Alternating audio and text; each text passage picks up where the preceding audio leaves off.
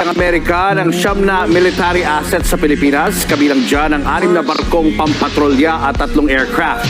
Bahagi ito ng all-out support ng Amerika para palakasin ang depensa ng Pilipinas, partikular sa South China Sea. At live mula sa Washington DC, nasa frontline ng balitang yan si Maricel Halili. Maricel, sino-sinong matataas na opisyal ng Amerika ang nakausap ngayon ng Pangulo?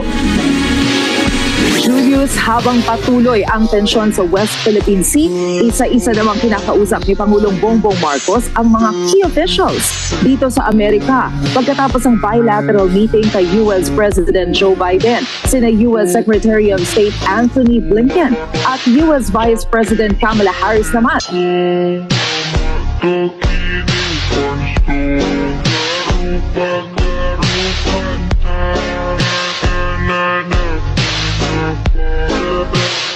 What?